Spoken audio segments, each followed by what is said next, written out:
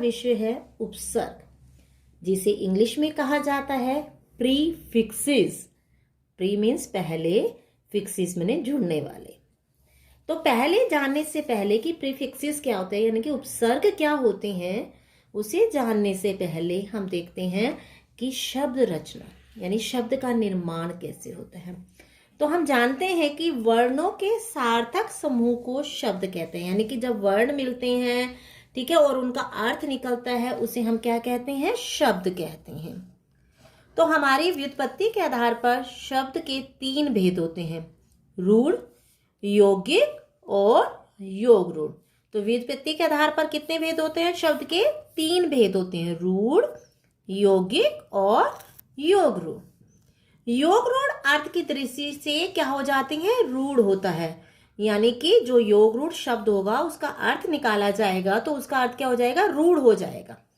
जैसे योग रूढ़ यानी कि 2 शब्दों के योग से बनते हैं लेकिन अर्थ रूढ़ माने परिवर्तित हो जाता है।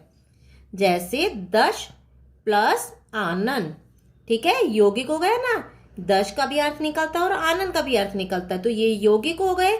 लेकिन जब हम अर्थ निकालते हैं तो इसका बदल जाता है रावण, ठीक है, अर्थ बदल जाता है। आगे देखिए, रूढ़ के हम खंड नहीं कर सकते, जो रूढ़ शब्द होते हैं हम उनके टुकड़े नहीं कर सकते।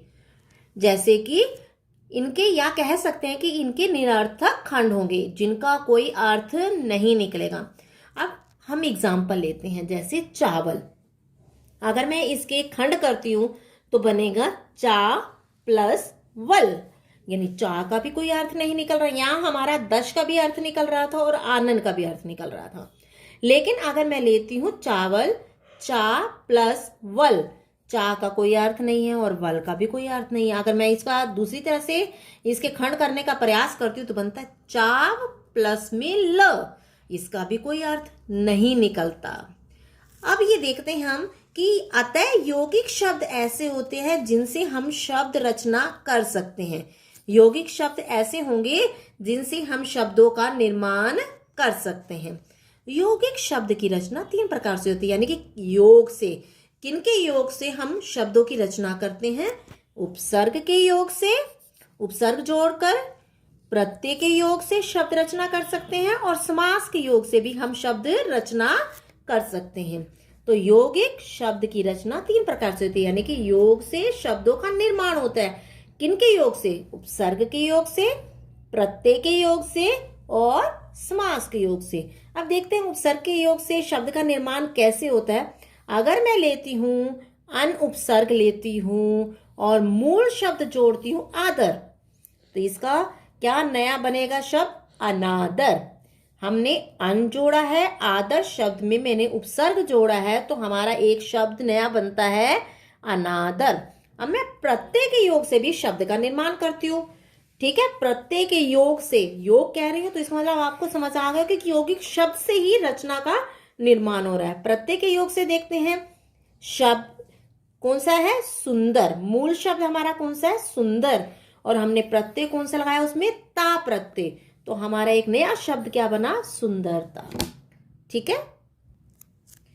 नेक्स्ट है हमारा एग्जाम्पल जो हम देना चाहेंगे कि हमारे समास के योग से भी शब्द का निर्माण होता है। समास के योग से, समास के अंतर्गत हम 2 शब्दों को लेते हैं, जैसे स्नान प्लस गृह, तो हमारा स्नान भी शब्द है और गृह भी हमारा शब्द है, जिनसे क्या बन रहा है, स्नान गृह, ठीक है, स्नान गृह बन गया हमारा, तो एक नया शब्द का निर्माण हुआ। कभी कभी हम क्या करते हैं कि एक ही मूल शब्द में उपसर्ग और प्रत्यय दोनों का प्रयोग होता है, उपसर्ग का भी प्रयोग करते हैं और प्रत्यय का भी प्रयोग करके एक नए शब्द का निर्माण करते हैं। जैसे हमारा मूल शब्द है तंत्र, शासन, और उससे पहले हमने उपसर्ग लगाया सव और प्रत्यय भी हमने लगाया ता, तो क्या हो गया, एक नया शब्द का निर्माण हुआ, स्वतंत्रता। नेक्स्ट, कभी कभी 2 प्रत्ययों का एक साथ प्रयोग किया जाता है और शब्द का निर्माण किया जाता है। जैसे हमारा मूल शब्द क्या है, समझ, और हमने दार भी प्रत्यय है और ई भी प्रत्यय है, तो हमारा क्या शब्द बन जाएगा, समझदारी। हमने 2 प्रत्यय का प्रयोग किया है, दार प्लस ई, तो 2 प्रत्ययों के योग से जो मूल शब्द है क्या है हमारा, समझ, और दार और ई प्रत्यय है, तो हमारा क्या नया शब्द बन गया? समझदारी। उपसर्ग, उपसर्ग उप प्लस सर्ग से निर्मित हुआ है। उपसर्ग शब्द उप का अर्थ है समीप, सर्ग का अर्थ है साथ, यानी कि सृष्टि करना या रचना करना, जिसका अर्थ है किसी शब्द के समीप आकर नया शब्द बनाना, नए शब्द का निर्माण करना। तो हम उपसर्ग की परिभाषा दे सकते हैं, जो शब्दांश शब्दों के आदि, आदि मतलब आरंभ में जुड़कर उनके अर्थ में कुछ विशेषता लाते हैं, वे क्या कहलाते हैं? वे उपसर्ग कहलाते हैं। ठीक है, ये शब्दांश होते हैं जो शब्दों के आरंभ में जुड़ते हैं और उनके अर्थ में विशेषता लाते हैं। अगला हम देखते हैं, हार शब्द का अर्थ है। एग्जाम्पल दे रही हूं मैं। हार शब्द का अर्थ है प्राज्य, परंतु इसी शब्द के आगे अगर हमने प्र शब्दांश जोड़ दिया तो क्या बन जाएगा? प्रहार। हार का अर्थ होता है हार जाना, यानी पराजित हो जाना, लेकिन मैं आगे इसके प्र जोड़ देती हूँ तो इसका बन जाएगा प्रहार, यानी कि चोट करना, हमला करना, प्रहार का अर्थ होगा। तो हम कह सकते हैं आगे, किसी शब्द में उपसर्ग के जुड़ने से उस शब्द में 3 तरह के परिवर्तन होंगे। यदि कि हम उपसर्ग किसी शब्द के आगे जोड़ते हैं तो उसमें 3 तरह के परिवर्तन होंगे। सबसे पहला जो परिवर्तन होगा कि शब्द के अर्थ में विशेषता आ जाएगी। ठीक है, जैसे ज्ञान से क्या बन जाएगा? विज्ञान। कई बार ऐसा होगा कि शब्द का विलोम रूप बन जाएगा, जैसे धर्म में मैंने क्या जोड़ा है? अ उपसर्ग, तो क्या बन गया? अधर्म। अगर मैं जोड़ती हूं सत्य, तो सत्य से क्या बन जाएगा? अगर मैं अ जोड़ देती हूँ तो विलोम क्या हो जाता है उसका? असत्य। जैसे होनी में अन प्लस होनी, तो क्या बन गया? अनहोनी। अन उपसर्ग है तो ये विलोम रूप बन गया इसका। नेक्स्ट देखेंगे, शब्द का अर्थ पूरी तरह बदल जाता है। परिवर्तन क्या होगा? इसका अर्थ पूरी तरह से बदल जाएगा। जैसे हार का मतलब होता है हार जाना या कोई हार गले का, लेकिन अगर मैं उपसर्ग लगा देती हूँ तो क्या बन जाएगा? उपहार, गिफ्ट। ठीक है, उपहार इसका बन जाता है। हिंदी में जो प्रचलित उपसर्ग होते हैं हम निम्न भागों में बांटते हैं। संस्कृत के उपसर्ग जिसे हम तत्सम कहेंगे, तत्सम उपसर्ग। हिंदी के यानी तद्भव के उपसर्ग, अरबी फारसी के उपसर्ग, अंग्रेजी के उपसर्ग और उपसर्ग के समान प्रयुक्त होने वाले संस्कृत के अव्यय। तो सबसे पहले जो हम करेंगे वो है संस्कृत के उपसर्ग, जिसे हम तत्सम उपसर्ग कहेंगे। इनकी संख्या लगभग 22 मानी जाती है। तो सबसे पहले उपसर्ग है, फिर अर्थ है, फिर उदाहरण है। तो उपसर्ग अगर हमने प्रयोग किया अभी, इसका अर्थ निकलता है सामने या पास। ठीक है, और उदाहरण है इसका अभिमान, अभिषेक, यानी कि अभि प्लस मान, अभि प्लस शेक, अभि प्लस यान, अभि प्लस नय। ठीक है, तो यहां आपने उदाहरण दिया अभिमान, अभिषेक, अभियान, अभिनय, अभिप्राय। ठीक है, अगला जो एग्जाम्पल है, उपसर्ग हम प्रयोग कर रहे हैं अव, तो इसका अर्थ निकलता है हीन या नीच। तो उदाहरण हो गए अवगुण, अव प्लस गुण, अव प्लस नति, अव प्लस शेष, तो अवगुण, अवनति, अवशेष। अगला जो उपसर्ग है वो है आ उपसर्ग। ठीक है, आ उपसर्ग है जिसका अर्थ होता है तक या समेत। तो इसका उदाहरण बनेगा आ प्लस जीवन या आजीवन, आ प्लस गमन, आगमन, आ प्लस मरण, आमरण। नेक्स्ट एग्जाम्पल देखते हैं, उपसर्ग कौन सा प्रयोग कर रहे हैं हम? उत उपसर्ग का प्रयोग कर रहे हैं, जिसका अर्थ होता है श्रेष्ठ या ऊपर। जिसका एग्जाम्पल हम लेते हैं उत्थान, उत्तम, उत्पत्ति, उत्कर्ष। ठीक है, आगे हम लेंगे अ का अर्थ होता है नहीं या कमी। अधर्म, अजन्मा, असत्य। धर्म में अ जोड़ दिया तो यानी धर्म से रहित, जन्म से रहित, सत्य से रहित।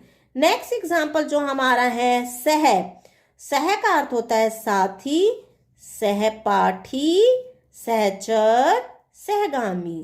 तो ये हमारे थे तत्सम उपसर्ग। हिंदी के उपसर्ग जिनकी संख्या लगभग मानी जाती है 13 यानी कि 13। तो हम देखते हैं उपसर्ग, अर्थ, उदाहरण। उपसर्ग है सबसे पहले जिसे हम कहेंगे तद्भव उपसर्ग। अन का प्रयोग कर रहे हैं। तद्भव आपको पता ही होगा क्या होती हैं, जो संस्कृत से अपना रूप बदलकर हिंदी में प्रयुक्त होते हैं। तो अब उपसर्ग है कौन से? हिंदी के अन, जिसका अर्थ होता है अभाव या निषेध। तो हमारा क्या बनेगा? अनपढ़, अनबन, अनदेखा। ठीक है। और नेक्स्ट हमारा उपसर्ग जो प्रयोग हो रहा है कु, जिसका अर्थ होता है बुरा, जिसका उदाहरण है कु प्लस चाल, कु प्लस में चक्र, कुचक्र। नेक्स्ट हम देखेंगे दु, जिसका अर्थ है कम या दोगुना हो जाना, जैसे दुबला, दुगुना, दोबारा। अगला जो देख रहे हैं हम उपसर्ग अध, जिसका अर्थ होता है आधा, अधमरा, अधखिला, अधपका, अधगला भी लगा सकते हैं। भर, जिसका अर्थ होगा भरा हुआ, भरपेट, भरपूर, भरसक। नेक्स्ट उपसर्ग जो हमारा प्रयोग किया जा रहा है वो है औ, जिसका अर्थ है बुरा, अवगुण और अवसर। आगे जो हम प्रयोग कर रहे हैं अरबी फारसी के उपसर्ग हैं, जिनकी संख्या लगभग 19 मानी जाती है। सबसे पहला उपसर्ग है कम, जिसका अर्थ होता है न्यून या हीन, कमजोर जिसमें जोर ना हो, या कम अकल। नेक्स्ट उपसर्ग खुश, खुश का मतलब होता है अच्छा, खुश नसीब, खुशखबरी।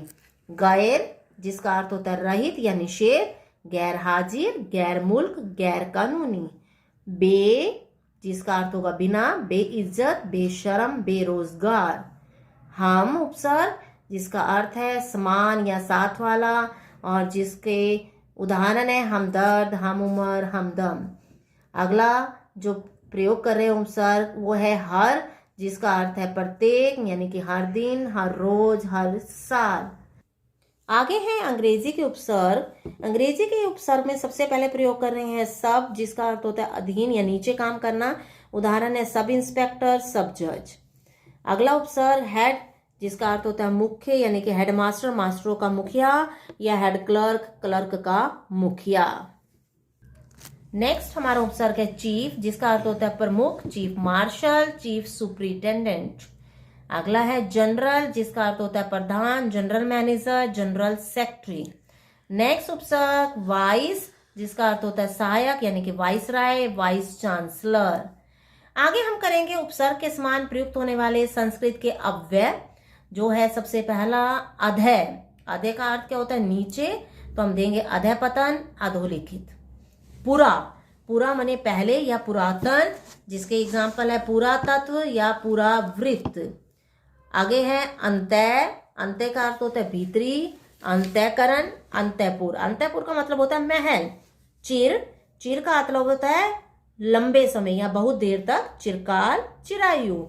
पुनर्, जिसका अर्थ होता है फिर, पुनर्जन्म या पुनर्जीवन।